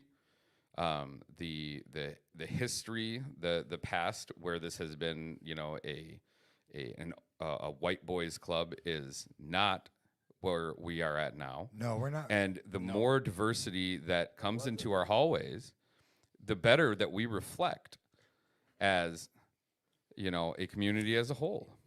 And that, you know, that's where we're at. Our vision statement says that we want to be the premier club in the Twin Cities. We don't do that by being exclusive. We do that by being inclusive. Right. So, you know, some of the things that we have that are going to be coming up through this year are recognizing Heritage Month. You know, I'll announce this right now, but we're going to be doing, in recognition for Black History Month, we'll be having a special dinner at the end of the month, last Friday this month. And, you know, next month is Women's Heritage Month. So if you got ideas to how we can help recognize these things. We got two powerful women in recovery for the first show for Women's Yeah. Month next month. That was Good. Yeah, no, that's awesome. That's awesome. And then, for fun ideas, I want to do like on, you know, May the 4th, right? You know, May the 4th be with you. We're gonna do a Star Wars thing here. Yeah, I want to do a Star Oh my- Wars hey, thing, Calm right? down. Look at Ted's shaking. Oh, I just force choked him because he told me to calm down. Matt Did you see what I'm seen it, didn't saying? he? Like, what? I mean, I don't know what that. I did I don't see know what that. it looks like. I just know that we should do something. If that's as simple as just like showing some of the movies or whatever, what, you know? Hey, no, cool. that's awesome. That's Well, what and I mean. Like, In my opinion, I think you're nailing it with like the fun type of stuff. Don't and like other things are great as far as history and recognizing diversity and things like that. But from my personal experience and from what I've seen, like events like there's a bowling night and a volleyball night and that's why when we talked before, I suggested like a bag tournament, you know, some type of fun activity where people can like learn how to have fun in recovery or have more fun in recovery. I think like that to me, that's what's going to really draw people in more is just having those fun type of events and making it like a clubhouse. You know what I mean? Like you hear it's a clubhouse. But what do you do there besides meetings? I mean, don't get me wrong. That's the main function of it. Right. Well, they Have used to meetings and stay gamble clean. until they were Until the raided by the FBI. Yeah, Yeah. and that's why we FBI gotta said have that. couldn't do his- that yeah. anymore. No, that's awesome. Like that, I think everything you're saying, like that would even outside of active addiction, like that wants me. I want to be here. I do have a question for Matt. This comes in from cousin Chris. What's the biggest need you have? All right, here. Yeah, what? My cousin Chris? This is from my No, cousin? no, my Oh, cousin Chris. Yeah, sure, she's your cousin too. Oh. What's the biggest need you have? What's the biggest need you all have? So, but I'm directing So it I'm to you. answering for everybody. Yeah. But we can go in order, whatever. What's the biggest need that you have right now as far as support systems go in order to continue to be a light to those in the dark times? That's a good. That's a question. great question. So let me paraphrase to make sure I'm understanding the question correctly. What is the biggest need I personally have, and like she's directing it at all of us? What is the biggest need we each individually have to be more of a light in recovery? Is that correct? Like Continue. to continue to be a light? Like what do I personally need Yeah. to continue that? Yeah. Keep doing what you're doing. Yeah, that's a great question. And I think it's honestly like the feedback that I'm reading as we go along, hearing people's opinions and agreement, like that's awesome. Having people like you guys support me in my own recovery, and just in like being an outside perspective, like not I would say having friends in recovery be honest with me and not just support me in the things that I'm doing and support my views and opinions, but also like check me when I'm wrong, you know, and not be afraid to speak the truth into me and have those hard conversations. So I would say like community support and accountability would be like the best way to summarize that for me. Cool. Tad, I want to ask you the same. What's the biggest need that you have, your biggest need right now for a support system, as a support system goes? Like, what's the biggest need?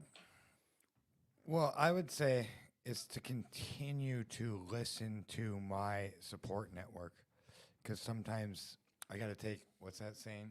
Take the Cotton out of your ears and shove it in your mouth. Yeah. So sometimes I got to do that. And also when I got to ask for feedback and I got to listen. Like my friend Sydney, who's not here, he's one of our producers. He's listening. And Eric, like, they give me feedback. I get feedback from you, and then I have my friends too. And so if I really just got to listen to others, because I don't know everything. And except for when it comes to you, Matt, I do know everything. You do? No. We'll talk off air. 'Cause Okay. I have some questions about myself that I need answered. Okay, And I got believe that. you'll be able to answer them for me. Yeah. Thank you. But despite jokingly, like, so I just have to lean on my support. And if, like, this is what I always say, if we don't know who can help you or know the answers, we're going to find someone who can. Right. And through our networking, just like we say with the show, we're going to figure it out. And maybe we don't. Maybe the four of us in the room don't know something, but we in our phones, in our contact list, we're going to find someone who's going to be able to help us. Google knows everything. You can Google. So I think, Eric, you kind of explained, like, with your service work, but in a basic, thanks a lot, Chris. That was a great question. This comes from Elena, thank you, Elena. Hi, you know, Elena. she's I usually love you. here. Miss you. She had some stuff with her animals. She's usually here. She's going to be so excited when she sees what's up here. But Eric, question from Elena is, what is your go-to when you can't make a meeting? Like, you need one, but you can't make one. What's your go-to? I gotta go to Crazy Town. I don't know. I mean, Crazy Town. if I can't make a meeting, I mean, I gotta get out of my head. Like, it is gonna be service work. But if I don't want to hear me be redundant about it, like, it's gonna be meditation and prayer, because so when the pandemic really hit in March, I made this, real strong effort not to go out, and I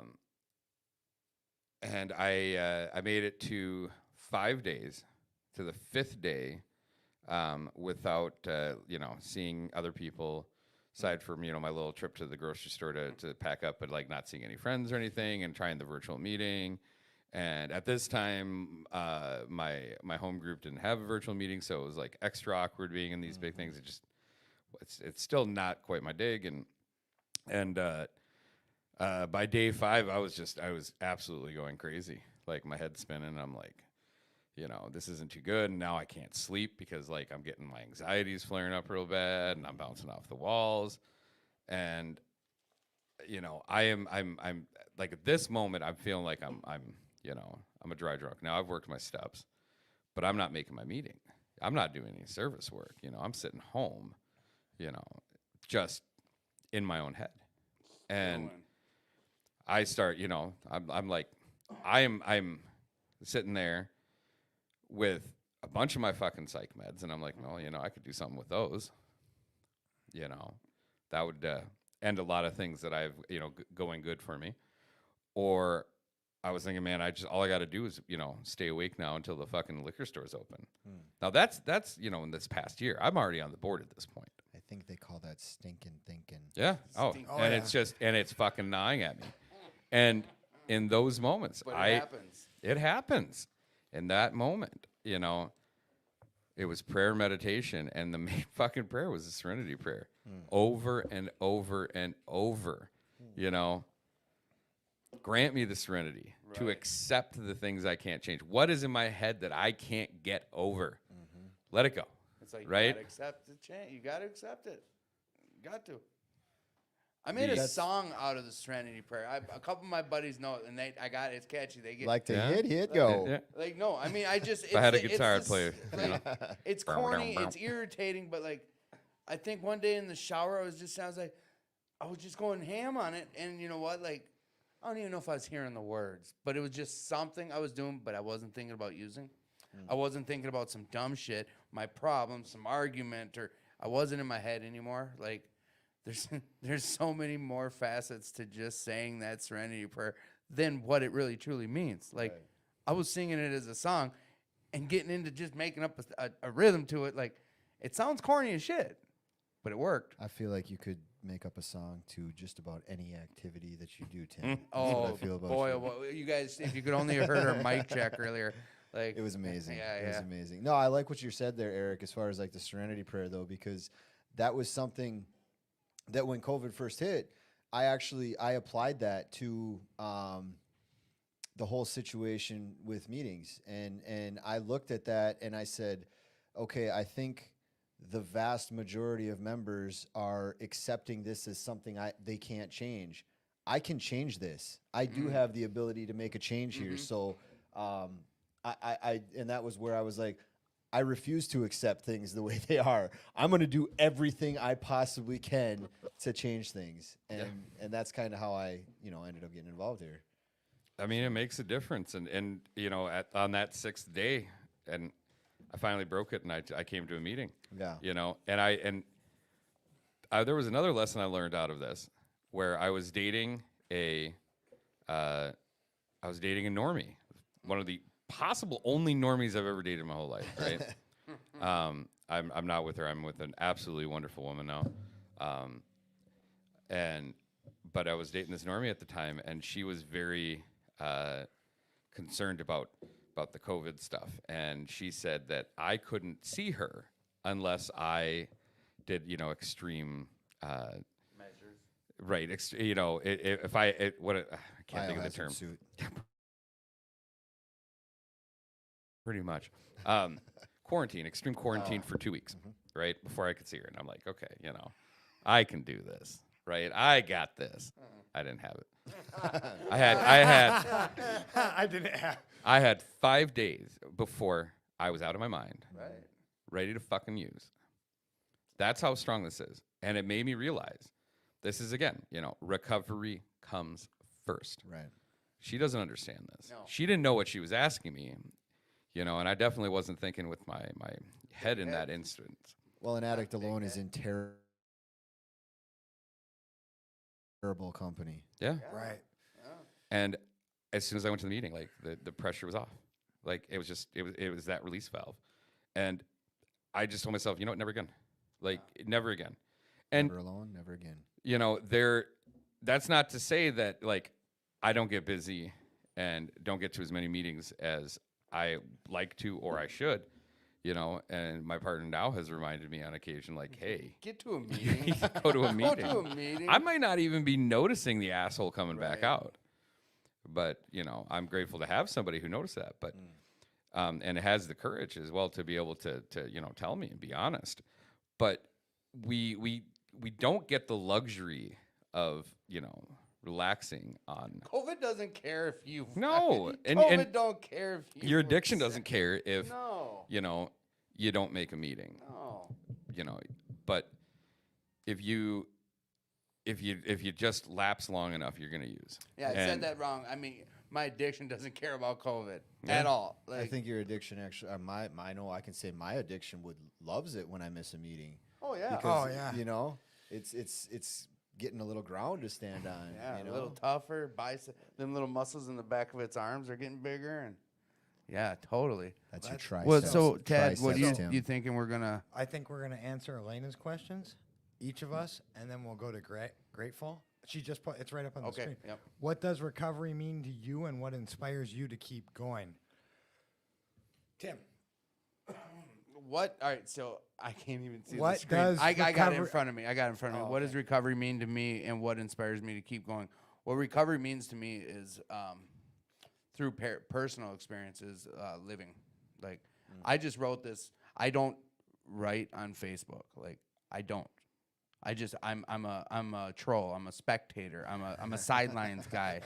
I'll repost some stuff, but like all through my recovery and early recovery, like I shared about this when I got my coin. Like I knew in early recovery, like my 30, my 60, my 90, I knew you guys had to listen to me when I got a coin. Like I was getting a coin for all the wrong reasons. I knew, like, you want to talk about like bondage of self. I could not wait to get my coin because I knew I got to speak and people had to listen. Like when I just got this 3 years, like I forgot about it. People reminded me about it. And what I'm saying is like I posted something on Facebook, like some long drawn out about like freedom and whatever. But it said in there like I chose to start living again. Like 3 years ago, I made the choice to start living again. I look back now and like to that the answer is what does recovery mean to me? It's like living again. Like I get to live. Like that's what recovery is. It's not like I said earlier. It's not just setting down the frickin' pipe or the needle or the drug or the drink. It's I get to live. Like to me that's pretty frickin' deep. Like I get to live because through personal experience, a lot of people, including like my closest buddy in life, like my brother, like he doesn't get to live anymore. And like I look at recovery and like I get to live. I like how you put that, Tim, because my dad's been sober for over 30 years now, and he's told me throughout my recovery, one of the coolest things about being a recovering addict or alcoholic is that we get to live two different lives. We're some of the only people that get to live basically two lives. Right. You know? Before and after. Exactly. Yeah. So basically, I think I answered that question, both parts of it. Like, what does recovery mean to you, and what inspires you to keep going? Like, recovery means living again, and what inspires me to keep going is living. I mean, easy enough to say. Well, you know what? Right back to you, Tad. Yeah, good call. What does recovery mean to me? It means endless possibilities. It means chances. It means I get to live out my dreams that I didn't get to live out when I was using because I was too busy talking about them and being delusional and possibly, having hallucinations of doing them or talking to a shadow person about it or whatever I did, And, what inspires me to keep going? It depends on the day. Sometimes it's you guys. Sometimes it's the newcomer that I help. Sometimes it's my friends. Sometimes my friends remember who the hell you are, and remember sometimes I have to have that, and other days it's me. Yeah, other days I inspire myself, but not every day's like that. Right. I can inspire myself some days, and that's you, or it's helping the newcomer, or the visions that we've set down. Matt, what yes. does recovery mean to you, and what inspires you to keep going? I think you guys nailed it. Recovery to me means life. It means an opportunity to be the best version of myself, to be a better person than I was even yesterday, and that's always one of my goals is just to try to be a little bit better of a person than I was the day before. Yeah. And I think anybody who's probably listening knows that, or I can just speak for myself, I guess. I can't say what anybody else knows. But for me, like, I'll never be recovered, Like, recovery is it's a lifestyle and a way of life. And I've heard an addict say this at a convention, like, the only time you're recovered is when you die clean. Yep. And so it's not like I'm recovering from. I'm constantly like. Anyways, that's enough. It's getting late, guys. We're gonna. It's not like you have a 3-hour drive ahead. Yeah. Eric, Yeah, it's not like I'm driving back to right. the Fargo. Eric, Mountain area. Aaron has a question for you, so we're gonna shift to that. Eric, has music been harder to do now than when you were using? No, not at all. You Not could at probably all. enjoy it now, I right? was gonna say, is it more enjoyable now? It's so much better. It Well, how long did you go on and give to the max day? Or the day well, after? that's not. That That's like we touch base. Like I mean, I used to do 4 or 5 hour shows in my band, pissed drunk and all that shit. Like I mean, I can play for an extended period. That I don't think is the thing. What I would say is that being sober, not playing fucked up is so much more enjoyable because I'm in the moment. Being fucked up, I can't live in the moment. You know, I thought for a long time that it was impossible for me to live in the moment. I just accepted it, and that I only could enjoy life by looking at, like, thinking about my memories living in the past, right? And turns out that's just the fucking booze and the drugs talking.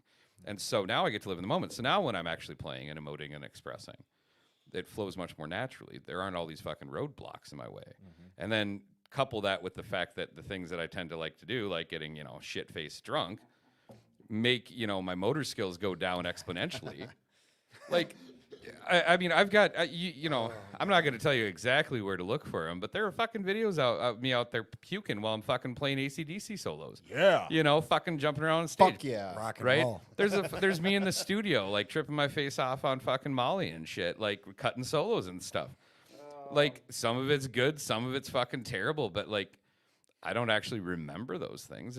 More of that time is, you know, from watching the videos, and I'm like, now I get to actually experience it. Right, you get to enjoy You know, it. and what comes out and pours out is honest, it's pure. And like, I now when I, you know, hit the studio and stuff and I do recordings, it's like, fuck, man, I can cut things really quick because I'm not all fucked up. I'm in the moment. I can just feel it. So music is a million times better. And I had a fear of that. And I think a lot of people with their art and their creativity have a fear that they've identified their art, their output, to the drugs and the alcohol that they've been on. I thought I couldn't do construction well if I got clean. It's a lie. Because I did it. It's I know it's a lie lie. now, but for 13 years, I was building and doing form. I was running my life in construction high, and I was like, maybe that was just an excuse not to stop. But I was telling myself, oh shit, I'm not gonna be able to do this till I Right. get sober. Well, it's the same thing when people when you tell yourself, well, I can't have fun if I'm not using. Yeah, If I'm or not- I can't if do I'm not high or karaoke drunk, if I'm not drinking. know? Right. Yeah, It's the same thing. Definitely. You It's realize all you can do that. Yeah. We can do it. that's that addict. That's the monster between my ears lying to me. So, Tim, cut the promo.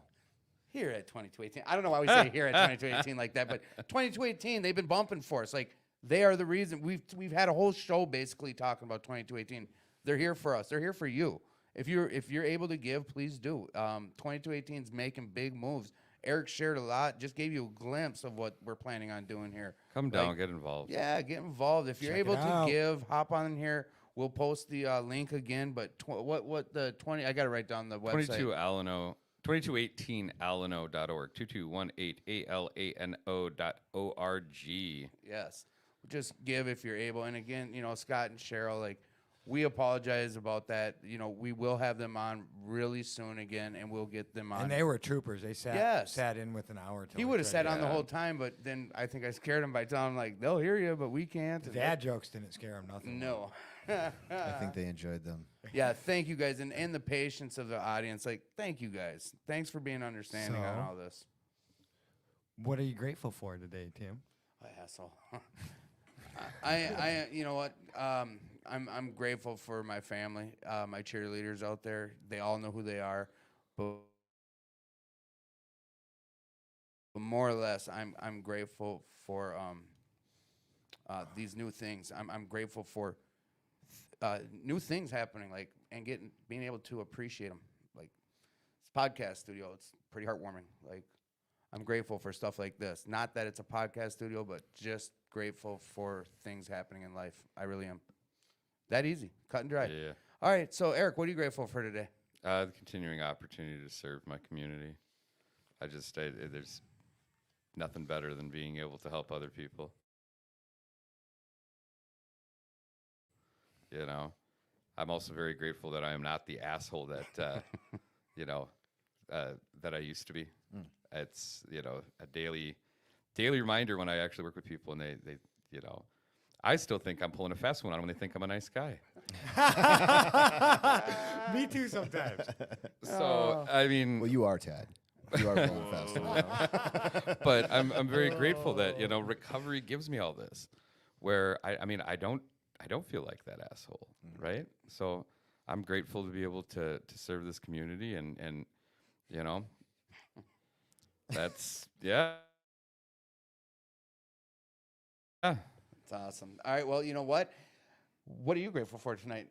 Growth. Growth. That's what I meant to say too. And then I was like, oh, where's that? To paraphrase everything you two just said, growth. Clarify what type of growth. Are you talking Yeah. about your treatment growth that you had when you got clean, or are you talking about personal growth? I'm talking about the growth under my scrotum. Whoa! We're still alive. Oh, are we? Is this being recorded? We're seeing who really stuck with us till what, midnight? Or No, what? specifically, I am talking about the growth, like just what I talked about, being a better person tomorrow than I was today. And I don't do that every day. Like, growth is just trying to achieve that and knowing that it's a possibility.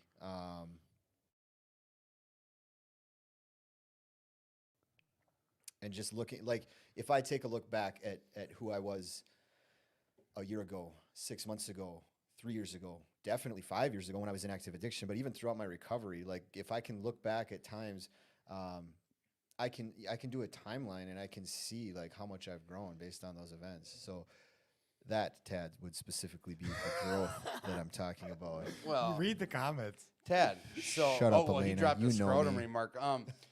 Yeah, the only one There's you're in no filter competition here. with is the man you were yesterday. But, Tad, I love that scene. what are you grateful for on this Friday night? Oh my gosh, I got a list tonight. Specifically, I'm grateful that my buddy Matt could be here. It was a surprise, and gonna see Matt. and yeah, I'm grateful that we got Eric on the show for once, and this has just been really cool. And I'm grateful for all my friends in my recovery. I'm grateful for my family. I'm grateful for, like Eric said, the opportunity and the upcoming opportunities I get to serve. And, I'm just grateful for everyone in my life who has helped me get here. Awesome sauce. Buzzer beater.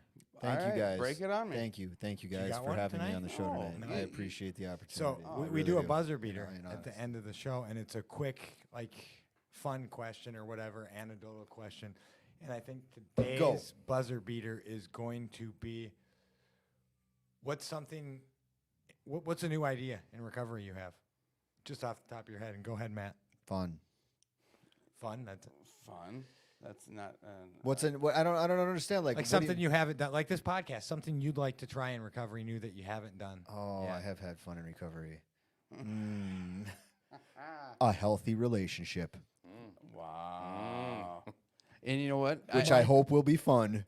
That was amazing. I want to, you know what? I'm going to kind of steal his, but it's not, I'm not going to say healthy relationship. I'm going to just say a relationship with the opposite sex. You don't care if it's healthy? I just want a relationship with the opposite sex. That easy. That's something new that I haven't done in recovery. I was going to say sex, but we're, the whole scrotum thing and all that. I don't want to start talking dirty. I'll pray for online. you guys. Eric. Something that I haven't done in recovery. Play Palmer's Bar and hang out. Okay. Oh, hey. Because every time I've been in recovery, because I used to be in a semi-house band there. So we'd play country music, blues music, whatnot, right? And if you know Palmer's Bar in Minneapolis, like it is like on the list of like top 10 worst dive bars, or actually not worst, best dive bars in the country. And I've played there a number of times over the last decade. And they get you wrecked. They get you wrecked. Get you wrecked. And You when say I got that- in recovery, the only way I could do those shows was I'd show up and I'd show up 5 minutes before I played, walk up on the stage, throw my stuff down, play the show and walk out. I'm playing 2-3 hour sets there, right? With my band. And that was the only way I could get through it because the atmosphere and everything else being in there, I couldn't take that even in recovery.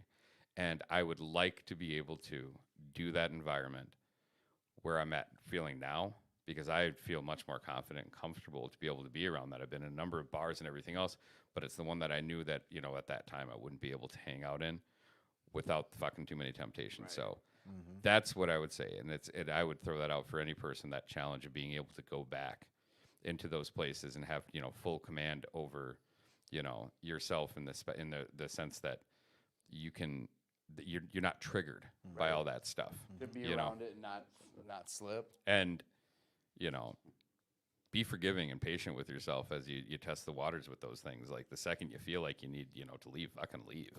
Go. That's why I didn't give myself any time. I knew. So I would like the ability to be able to revisit that and Give it a whirl. Nice. Good one. I think our show turned out freaking awesome tonight. It did turn out amazing. I'm happy about it. So I am trying to think of an answer for that question. You didn't do the buzzer beater. No, I didn't. So you know what? And I know what it is because I was trying to change my answer in my head after one came organically to me. So, and that sucks, and it made me slow down. So my answer is going on that road trip we want to do this summer with the podcast to Ohio because we want to see the birthplace of AA, not because the NFL Hall of Fame is there and we realize Akron. Yep. Can I tag along? Yep. Yes. Yep. And this, to be clear, Yes. this trip was planned because that's where AA was born. That whole thing, not because we wanted to go to the NFL Hall of Fame. How many times are you going to keep saying that so Noted. we know we're going to stop Noted. by the NFL Hall of Fame, Tad. Don't worry. But we're going to Akron. Well, just read the Doctor's Dilemma today. So if you didn't pick up on that, we planned a Ohio road trip to see the NFL, and we were trying to figure out how to work in AA and that type of. And then we were like, "Oh my gosh, we're idiots!" Yeah. Or I am at least. Is what I thought. And Akron, so Yes. Do you know who did that for you? God, God. yep. Absolutely. Yeah.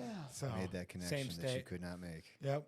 I was too big because I want to go to. It's on my bucket list, the NFL. So was Dr. Bob's, but I couldn't see through. So my own wait. Let me back up a little bit here. If I'm understanding you right, this is not a road trip for recovery. This is a road trip to go see the NFL Hall of Fame that we tied in And made it about the recovery. podcast, the recovery podcast. Is that's the truth that just came out? Yes, yes. You're Okay, hearing- yeah, okay. Yes. Got you. Just making sure I understand this. And we tied it in, and we're gonna make it all about. I think the recovery 'cause everything conversation is went like recovery. this. Tim, dude, we should go to, we should go to Ohio, check out the Hall of Fame, the NFL. And I was like, wait a sec. There's something to do with AA down there. Second. That was second. First, Yeah. we tied in rock and roll Rock and before roll, we even yes. got to AA. Yes. So NFL, rock and roll. And then, AA. oh, wait, the thing that saved our life. Wait a second. There's something. So, Oh, what? Now you're out? no, I'm definitely in. He's more I'm- in now. I'm into all of those things. But I've heard somebody say before, anything you put before your recovery, you will lose. So or we will gotta come go. last. We're So we going gotta to- go to oh, Akron first. Yes, first. So, Thanks, Matt. Yeah. No, I'm just kidding. He's trying to throw us under the bus on this I'm one. just calling you. I'm just, He's calling it like calling it's you easy. out. Calls it as Is it's all- easy. you know, But you I know- was putting it out. you guys know me. You know me. We shoot from the hip, and they're That's real what we do. bullets. And that's why we love this guy. All right. So apparently it's me, you, Matt, and Aaron at this point. yeah. All right. So hey, we want to thank everyone I for do tuning have a in. 6-passenger vehicle. Yep. That's true. All right. Continue. Sorry. He's driving. Yep, Matt. Yep. You guys are paying for gas. Yeah. Yeah. Oh, 100%. Anyways, we could talk about details later. I just want to thank everyone for tuning into the show tonight, and we're sorry we got going way late and for the technical difficulties, but thanks for rolling us. We want to thank Matt, and we want to thank Eric, And Scott and Cheryl. and Scott and Cheryl. Thank you for the We're, opportunity. we're gonna have a Appreciate you great guys show having me. next week. I am so out of my sorts this week.